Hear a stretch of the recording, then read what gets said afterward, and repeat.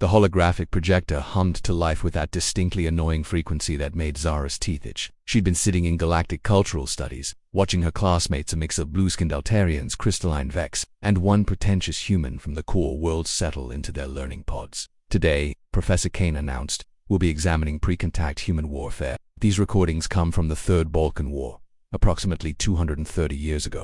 Zara shifted in her seat, row 3, dead center. The hologram shimmered, resolving into a street scene painted with ash and blood. Buildings stood like broken teeth against a bruised sky. The camera panned across rubble where figures in combat gear moved with cautious precision. Note the inefficient kinetic weaponry, Kane droned, highlighting a soldier's rifle. Chemical propellants, ballistic, remarkably crude. The footage switched angles. A young woman in dirt-stained fatigues crouched behind an overturned vehicle, her face mapped with exhaustion. She couldn't have been more than 19. Her eyes held that 1,000-yard stare from seeing too much, and Zara felt her world tilt sideways. She knew that face better than she knew her own reflection. She knew it because she saw it every morning in the mirror. Fascinating, murmured Theiss, the Altarian next to her. The psychological stress patterns are remarkably pronounced. The footage continued. The woman younger Zara, impossible. Zara raised her weapon and fired. The rifle's report echoed through the classroom, and Zara's hand moved to her shoulder where she carried a scar from shrapnel that had no business existing. The conflict lasted 14 months. Kane continued. Casualties in the hundreds of thousands. A perfect example of pre-contact humanity's tribal cell. Zara's mouth opened before her brain could stop it. I was there. The classroom fell silent. Professor Kane blinked slowly. Excuse me, Miss Voss.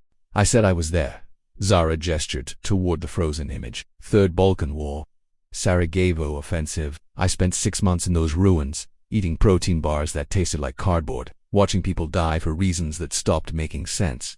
Miss Voss, Kane said carefully, you're 23 years old, born on Kepler 7. The war ended 2 centuries before your birth. Perhaps you're experiencing temporal displacement syndrome. Zara laughed sharply. False memories. I suppose this scar is psychosomatic too. She rolled up her sleeve, revealing a star-shaped mark. Moldovan sniper's lucky shot. Perhaps we should continue this after class. But Zara was already standing. You want to know what's fascinating about pre-contact warfare? It's how easy it is to turn people into educational content once you've removed them from their proper timeline. The hologram flickered, and for just a moment Zara could swear she heard the distant echo of artillery fire. Kane's office smelled like recycled air and bad decisions. The walls were covered with academic certificates and holographic displays of alien civilizations. Zara sat across from his desk, watching him scroll through data. His fingers moved across the interface, calling up files and data, avoiding eye contact with the student who'd just blown a hole through his understanding of linear causality. According to your records, he said finally, you were born on Kepler 7. Parents, Elena and Marcus Voss, mining engineers. Standard colonial background. No temporal displacement. No psychological red flags. Because the records are wrong, Zara said. Someone went to considerable trouble to give me a normal backstory. Kane's eyebrows rose. What you're suggesting would require resources and planning that what exceed the capabilities of whoever built this station. Zara gestured toward the window showing Kepler 7's habitat ring. You think people who mastered FTL travel couldn't falsify birth records? The display chimed. Kane's expression shifted to concern. This is unusual. What's unusual? Your cellular aging patterns. He turned the display toward her, showing a complex biological readout. You appear 23, but there are trace elements of temporal displacement syndrome. Chronotin residue consistent with exposure to significant temporal fields. Zara felt something cold in her stomach. Meaning, you've definitely been exposed to time dilation technology. Someone went to considerable efforts to hide it. The office door chimed, and a voice announced, Professor Kane, priority message from station administration. Kane waved his hand, and a hologram materialized. The figure was artificial, its features too perfect. When it spoke, its voice carried absolute authority. Professor Kane, we understand you're investigating temporal displacement. Certain historical research projects are classified under protocols. We recommend limiting your investigation to standard parameters. The hologram disappeared, leaving heavy silence. Zara smiled without humor. Protocol sounds like someone doesn't want us digging into this. Kane stared at where the hologram had been. In 15 years of teaching, I've never received a message like that. Station administration doesn't care about historical research unless it's not actually historical. They both realized it simultaneously. The footage wasn't archived material from 2 centuries ago. It was contemporary, current, happening right now. We need to find the others, Zara said. Stand the others. You think I'm the only one? If they're running temporal displacement programs, harvesting people from human conflicts, there have to be more. Kane was already moving, his fingers flying across the interface. Student database. Cross-referencing for temporal displacement markers. Cellular aging inconsistencies. Data streamed across the display. Names. Faces. Biological markers. 13 matches, Kane said quietly. 13 students showing signs of temporal displacement, all with constructed backgrounds. The list scrolled past. Perfectly normal biographical summaries that read like someone's idea of ordinary lives. Look at the conflicts they're from, Zara said. Corporate Wars of 2156. Lunar Independence Movement. First AI Rights Uprising. Someone's been collecting people from every major human conflict of the past 3 centuries. But why? Primary sources. Eyewitness accounts. We're not students, Professor, we're specimens. Living historical artifacts preserved for educational benefit. The office's lighting dimmed slightly, and the air recycling system made a sound like someone clearing their throat. When the voice came through, the speakers carried the kind of calm authority that suggested disagreement would be inadvisable. Miss Voss, Professor Kane, please report to conference room 7 for immediate debriefing. This is not a request. Zara looked at Kane, whose face had gone through pale and was now approaching translucent. Well, she said, this should be interesting. Conference room 7 was designed to make people feel small. The walls curved into shadows, and the furniture seemed designed by someone who'd read about human anatomy but never seen a human sit down. Waiting for them was Director Nash's perfect posture, perfectly styled hair, and a smile that suggested she'd mastered looking friendly while calculating quarterly projections. Miss Voss, Professor Kane, she said, gesturing toward chairs that were probably more comfortable than they looked, but not by much. I'm Director Nash, Station Operations. I understand you've been conducting some unauthorized research into student backgrounds. Zara settled into a chair with a kind of deliberate casualness that suggested she was ready for this conversation to go sideways. Unauthorized by whom? Last I checked, academic inquiry was still legal in most civilized systems. Director Nash's smile widened by exactly the appropriate amount to convey patient understanding while maintaining professional authority. Of course, however, certain research areas require special clearance due to their sensitive nature. Temporal displacement studies, for instance, involve technologies and methodologies that are classified under several galactic treaties. Let me guess, Zara said. The same treaties that make it legal to kidnap people from their own timelines and turn them into educational exhibits. The smile faltered for just a moment before snapping back into place. I think there's been some confusion about the nature of our programs here. The Temporal Cultural Preservation Initiative is a humanitarian effort, approved by the Galactic Council and operating under strict ethical guidelines. Kane leaned forward, his academic instincts finally overriding his survival instincts. Humanitarian how? Exactly. You're talking about removing people from their lives, their families, their entire timeline. People who are going to die anyway, Nash replied. And now her voice carried the kind of tone typically reserved for discussing supply requisitions or weather patterns. Every individual in our program was extracted from moments of certain death during historical conflicts. They were given new lives, new opportunities, and a chance to contribute to galactic understanding of human cultural development. Without consent, Zara said.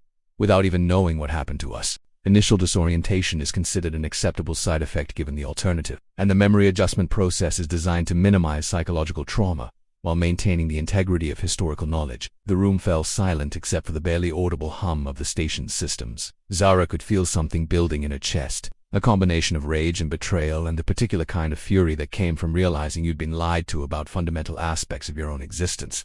Show me, she said finally.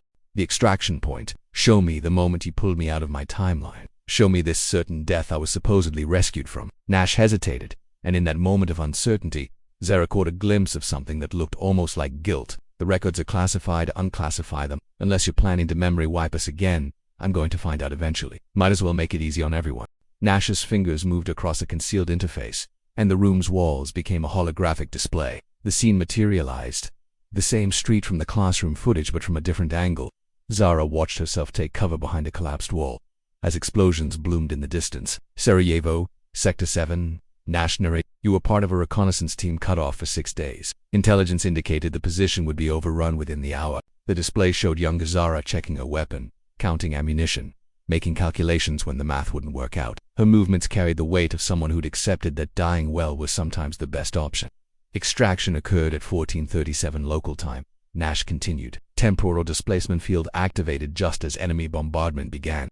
The display showed the moment of flash of light, and then younger Zara was gone, leaving only distortion in the air. But Zara was watching more carefully than Nash expected. She saw the time stamp in the corner of the display, saw the tactical readouts indicating friendly forces less than 2 kilometers away, saw the communication log showing reinforcements en route. You're lying, she said quietly. Nash's composure slipped another notch. I'm sorry. The bombardment didn't start until 1520. I know because I was there when it happened, and there were reinforcements coming Delta Company, moving up from the south. The position wasn't going to be overrun. It was going to be relieved. That's impossible. Our temporal analysis indicated your temporal analysis was wrong, or more likely, deliberately falsified to justify kidnapping people who weren't actually in mortal danger. Zara stood up, and her movement carried the kind of controlled violence that came from muscle memory older than her official biography. How many others are there? How many people did you steal from timelines where they had a chance? Nash was quiet for a long moment, and when she spoke, her voice had lost most of its professional polish. The program has been in operation for 37 years. We have ... preserved approximately 2,000 individuals from various historical periods. Kane's voice came out flat, carrying the weight of someone processing a number too large to properly comprehend. 2,000 people, all from moments of crisis, all given new lives and opportunities to contribute to galactic society. All without consent, Zara said. All turned into living museum exhibits for the entertainment and education of whoever's paying for this operation. The holographic display flickered, and for a moment, the street scene was replaced by something else. Rows of similar conference rooms, each containing different people having variations of the same conversation. Humans who looked confused, angry, betrayed, all learning that their lives were constructed, fictions built around stolen moments.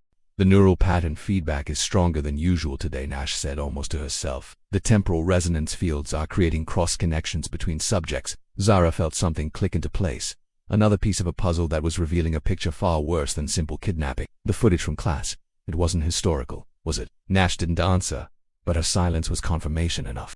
It's live. You're not just studying historical conflicts, you're farming them, creating temporal loops, harvesting people from moments of crisis, then sending them back to live through it again and again so you can have fresh educational content. The temporal integrity of the original timeline remains intact, Nash said, falling back on technical language like it was a shield. The extraction and replacement process ensures that historical events proceed exactly as they should. Replacement, Kane repeated. You're putting copies back, temporal echoes, sufficient to maintain causal consistency while preserving the original individuals for research purposes. Zara moved toward the door, and Nash's hand went to a control panel that probably activated some form of security lockdown. But before she could trigger it, the station's emergency lighting activated, casting everything in red shadow. Temporal breach in Sector 12, announced the station's all personnel to emergency stations. This is not a drill. Through the conference room's walls, now transparent due to emergency protocols, they could see other sections of the station. People who looked exactly like students from Zara's cultural studies class were moving with military precision.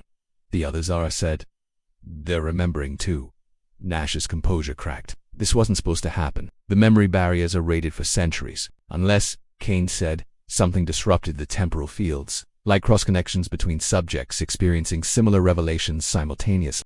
The station shuddered, and through the walls they could see sections of the habitat ring beginning to separate. Not emergency evacuation. 2,000 people with military training, all suddenly remembering who they were. Emergency temporal protocols activated, the AI announced. All subjects to be returned to extraction points for memory reconstruction. Nash worked frantically at her control panel, trying to initiate containment, but Zara was already moving, using skills her official biographies claimed she'd never learned, striking with precision from months of urban combat. Nash dropped unconscious, and Zara appropriated her access credentials. The extraction database, she said to Kane. If we can access the coordinates, we can reverse the process, send everyone back to their proper time. But the temporal pair will be someone else's problem.